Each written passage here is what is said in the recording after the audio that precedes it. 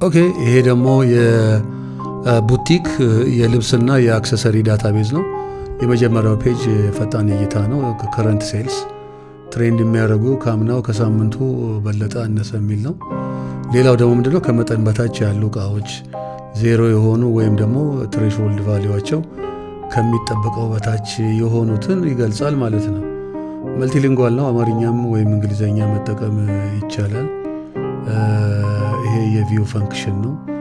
ያለውን ኦልሬዲ የገባውን መመልከት ኤዲት ማድረግ ይቻላል።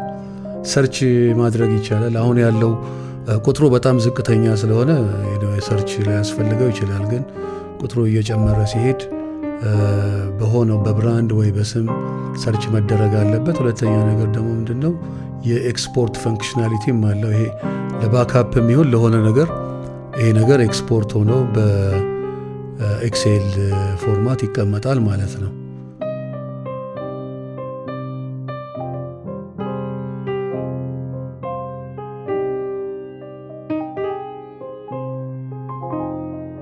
እንግዲህ ከዚሁ ከንብረት ጋር ተያይዞ ንብረት እንዴት ነው የሚገባው የሚለውን ይሄ ንብረት ማስገቢያ ፎርም ነው።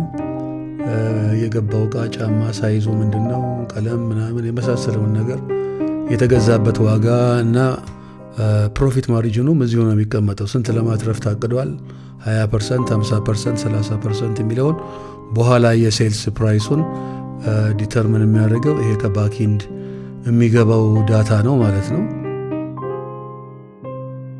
ይሄ ስቶክ ኪፒንግ ዩኒት የሚባለው ቁጥር ልክ ባርኮድ የሚመስል ቁጥር ነው። እሱ አንዳንድ ፕሮዳክቶች እንደዚህ አይነት ቁጥር አላቸውና ሪኦርደር ሲደረግ ያስፈልጋል። የዛ አይነት ብራንድ ነው አይደለም የሚለውን ያ ኤስኬዩ የሚባለው ቁጥር ስቶክ ኪፒንግ ዩኒት ነው የሚሉት።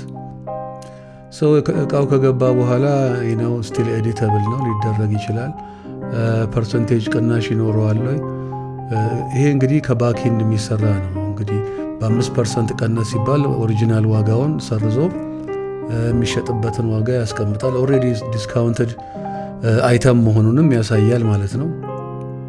ይሄ እንግዲህ ዌርሃውስ መጋዘን ውስጥ ነው። እቃው የት ጋ ነው ያለው? ላይ ነው ታች ነው ሁለተኛው ክፍል ምናምን የሚለውን አንዳንድ ጊዜ ሰዎች ሲነግሩኝ እቃውን ፈልገው ማግኘት አንዳንድ ጊዜ ከዌርሃውስ አስቸጋሪ የሚሆንበት ጊዜ አለ። ስለዚህ ይሄ የቱ ጋ ነው ምን ውስጥ ነው ያለው የሚለውን የኢንቬንቶሪ ዳታቤዝ ነው።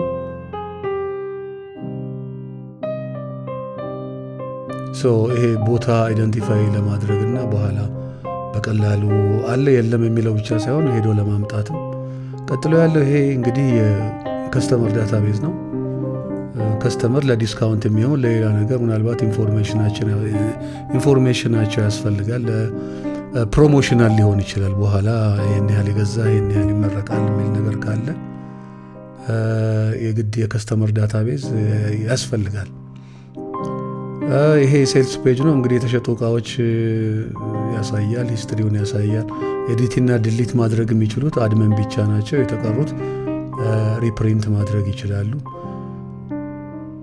ሴልስ በሚሸጥበት ጊዜ የሴልስ ክለርኩ ከፊት ለፊት እቃውን ፒክ ሲያደርግ ምን ያህል ስቶክ እንደቀረው ይኖረው አይኖረው 20 ነው 30 ነው የቀረው ይለዋል።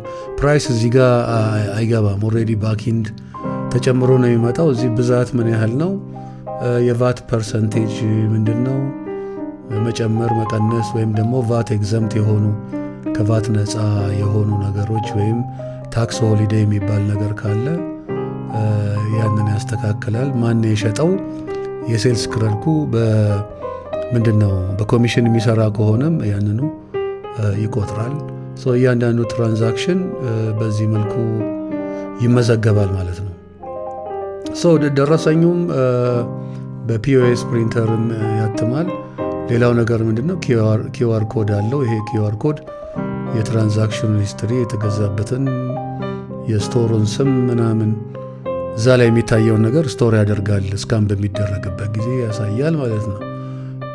ይሄኛው ደግሞ የሰፕላየር ነው። ሰፕላየር እቃ አቅራቢዎች ዳታቤዝ ነው። አድራሻ፣ ኮንታክት ኢንፎርሜሽናቸው ኦርደር ሲደረግ ከዚህ ላይ ነው በኋላ ፒክ የምናደርገው። አሁን ለምሳሌ ይሄ ኦርደር ማናጅመንት ነው። የገባ እቃ ዴሊቨርድ የሆነ ሺፒንግ ላይ ያለ ፔንዲንግ ፎር ሳም ሪዝን ዴሊቨር ያልተደረገ እቃ ካለም እዚህ ላይ ነው የሚያሳየው። አሁን ለምሳሌ እዚህ ጋር የጎደለ እቃ አለን፣ 2 ብቻ ነው የቀረው ይህ አይተም። ይሄንን አሁን ሪኦርደር ይደረጋል። አሲዩሚንግ ሳሙኤል የሚባለው ነው እንግዲህ መጀመሪያ ላይ የሰጠን። ሪኦርደር ሲደረግ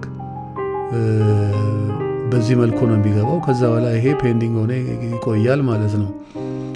ኖት መጨመር ይችላል። ኖት መጨመር ይቻላል። ከዛ በኋላ ይሄ አይተም ፔንዲንግ መሆኑ ቀርቶ ዴሊቨር በሚደረግበት ጊዜ ይሄንን የስቶክ አይተም አውቶማቲክሊ ነው አፕዴት የሚያደርገው። አሁን ቁጥሩ ሲታይ ያለው ቁጥር 2 ብቻ ነው። ሎው ስቶክ ነው የሚለው ኦልሬዲ ታግድ ሆኗል። አሁን ይሄንን የኦርደር ከፔንዲንግ ወደ ዴሊቨርድ በሚቀየርበት ጊዜ ሪስታክ ያደርገዋል ማለት ነው። ያ 2 የነበረውን ኦልሬዲ አሁን ካዘዝነው እቃ ጋራ ቀላቅሎ ቁጥሩን ጨምሮ ይነግረናል። የሎ የነበረውም ዋርኒንግ ጠፍቶ አሁን ግሪን ይሆናል ማለት ነው። ምክንያቱም ከዚህ በታች ከትሬሾልዱ በላይ ስላለ ነው። ኳንቲቲው አነሰ ከሚባለው በላይ ነው። ይሄ ደግሞ የኤምፕሎይ ኢንተርፌስ ነው። ኤምፕሎይ ክሬት ሲደረግ ኤምፕሎይ አይዲ አውቶ ጀነሬት ያደርጋል፣ ራሱ ክሬት ያደርጋል። በተሰጠው ሬንጅ እና ፎርማት መሰረት የመታወቂያ ቁጥር ይፈጥራል። ሌላው የተቀረው ያው ዩዥዋል በአደጋ ጊዜ ተጠሪ ምናምን ስም ምናምን የሚባለው ነገር ነው። ይሄ እንግዲህ አንድ ኤምፕሎይ ለማስገባት ሴም ፎርም ነው። ፎርሙ ፎቶ ይወስዳል። ከዛ በኋላ ስም ምናምን ቅድም እንዳልኩት እነኚህ የሚፈለጉ የሚባሉት ነገሮችን እሱን ይሰበስባል።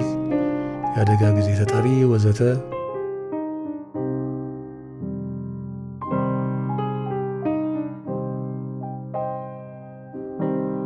ቤዝ ሳለሪ በሚገባበት ጊዜ አውቶማቲክሊ የሰዓቱን በሰዓት ስንት ይሆናል ይላል። ምክንያቱም ሰራተኞች የሰዓት ሰራተኞች ያሉ፣ ኮሚሽን ሰራተኛ ያለ፣ ኮንትራት ያ በወር የተነጋገሩት ሂሳብ በሰዓት አካፍሎ በኋላ እናየዋለን እንዴት ታይማቸውን እንደሚመዘግብና ወደ ፔሮል እንደሚልከው።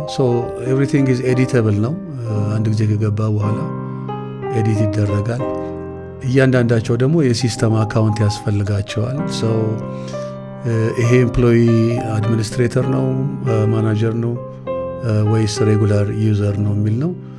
አሁን ይሄ ዩዘር እንግዲህ ሬጉላር ዩዘር ነው ክሬት ያደረግነው። ወጥተን በምንገባበት ጊዜ የተወሰኑ ነገሮች አክሰሰብል አይሆኑም። ለምሳሌ ከሜኑ ውስጥ ታይም የሚለውን ታይም ማናጅመንት ብናይ ታይም ፓንች ማድረግ ይችላል። ልክ ሲገባ ሰራተኛው ገባው ሲል ጀምሮ ሰዓቱን ይቆጥራል። የየቀኑን አግሪጌት ሰዓት በፓንችን እና ፓንች አውት መካከል ያለውን ይደምራል ማለት ነው። አድሚኒስትሬተሩ ደግሞ በሚገባበት ጊዜ ሴም የታይም ማናጅመንት የሚያሳየው ምንድን ነው? የገቡትን ሰዎች እንጂ ያኛው ፓንች ያድርግ ምናምን የሚለው ለአድሚን ሰራተኞች አይመጣም። የገባ ኦልሬዲ አሁን እየተመዘገበ ያለ ሰዓት ወይም ደግሞ ሰርቶ የሄደውን ሁሉ ማየት ይችላሉ ማለት ነው። ይሄ አሁን እንግዲህ ሰዓቱን ጨርሷል። ስለ ፓንች አውት ሲያደርግ ይሄ ሰዓቱ ኤግዛክትሊ የሰራው ሰዓት ሬጂስተር ይደረጋል። የአድሚኒስትሬተሩ ኢንተርፌስ ይሄንኑ አፕዴት ያደርጋል።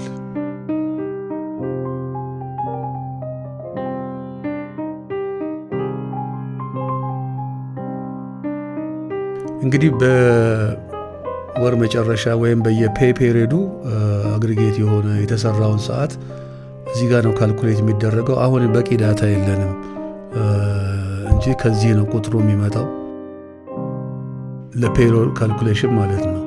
ፔሮል እንግዲህ እንዴት ነው የሚሆነው?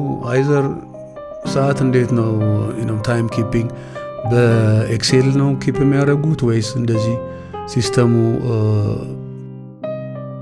ኦልሬዲ ዩዘር ማነው ኤምፕሎይ ዳታቤዝ ውስጥ የሰዓቱ የምኑ ነገር ከገባ ከዚሁ ከኤምፕሎይ ፋይል ላይ ነው የሚያነሳው። ለምሳሌ አዲስ ፔይ ፔሪድ ነው ክሬት ያደረግነው፣ ኤምፕቲ ነው፣ ምንም የለውም፣ ባዶ ነው። አይዘር ከኤክሴል እናመጣለን ወይም ደግሞ ምንድነው የሚሆነው ከኤምፕሎይ ዳታቤዝ እዚህ ውስጥ ያለው ታይም በሰዓት ይሄ ነው ምናምን የሚለው ካልኩሌት ተደርጎ ወደ ፔሮል ይመጣል።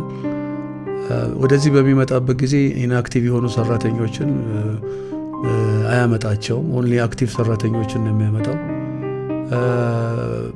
የፔሮል ቅንስናሽ ይሰራል።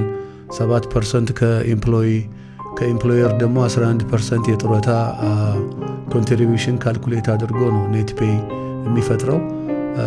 አፕዴት ማድረግ ይቻላል። እዚህ ከመጣም በኋላ አዲሽናል ዲስክ ምንድን ነው ተጨማሪ መዋጮ ወሬቨር ቅናሽ ካለው እዚህ ይቀንሳል።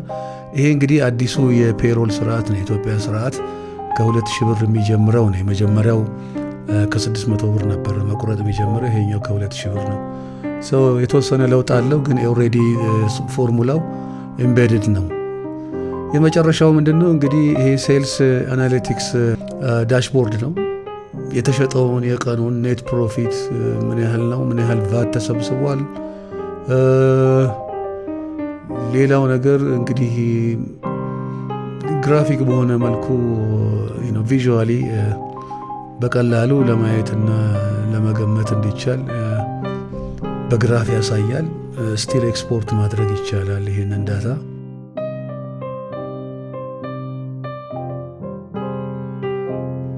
ኤቭሪ ዳታ ለባክአፕ የሚሆን ለፈርዘር አናሊሲስ ኤክስፖርት ይደረጋል። ይሄ በዚህ በቁጥሩ መጫወት ይቻላል እና በሚቀጥለው ጊዜ ይህንን ማድረግ some kind of predictive insight ይሰጣል። ለመገመት ወደፊት ይህንን ብንገምተው 30% ሳይሆን ይህን ያህል ነው whatever anyway የነጋዴዎቹ ስራ ነው። ግራፉ በወር በሳምንት በቀን የሆነውን ያሳያል። ምን ያህል ብር ነው ኮሌክትድ የሆነው፣ በስንት ቀን ውስጥ ነው ይህን ያህል ቫት ኮሌክት ያደረግነው። በኋላ በቀላሉ ካልኩሌት አድርገው they can do their due diligence regarding tax። ይሄኛው እንግዲህ መጨረሻውም እንደዛው ነው። ምን ያህል እቃ አለ፣ ስንት ነበረ ዲስካውንት አይተማችን የሸጥ ነው። ለምሳሌ አሁን 5 ዲስካውንት አይተም አለን ገበያ ውስጥ ይላል። ይሄ ዲስካውንት አልቆ ሰዓቱ ተመልሶ ወደ ሬጉላር ፕራይስ በሚገባበት ጊዜ ያንን ቁጥር አኮርዲንግሊ አውቶማቲክ ነው፣ ሪል ታይም አጀስት ያደርጋል። እንግዲህ 5 የነበረው 4 ይሆናል ማለት ነው። ሴም ቲንግ ይህም ፓይ ቻርቱም ይህንኑ ቁጥር ግራፊክስ ኢንተርፕሪቴሽን በመስጠት ቪዥዋሊ አፒሊንግ በሆነ መንገድ ያቀርባል ማለት ነው። እንግዲህ እንዳየነው ይሄ የአንድን የጨርቅ የልብስ የጫማ መደብር ላይፍ ሳይክል ወይም ደግሞ የፕሮሰስ ሳይክል ነው ያየነው። እቃው ከገባበት ጀምሮ ተሽጦ እስከሚወጣና በመካከል ያሉት የትራንዛክሽን አይነቶችና እንዴት ብለን እነኛን ዶክመንት ማድረግ እንችላለን የሚለውን ያየነው። ይሄ እንግዲህ ለቡቲክ ቢሆንም ለምንም ነገር የኤሌክትሪክ መሸጫም ቢሆን ኮንሴፕቱ ዘሴም ነው። የት ጋ ነው ስቶር የሚደረገው፣ ሽያጭ በምን መልክ ነው የሚሸጠው፣ እንዴት አድርገው ነው ዳታቤዙን ሜንቴን የሚያደርጉት የሚለውን ነው ያየነው። እንግዲህ በተረፈ አመሰግናለሁ።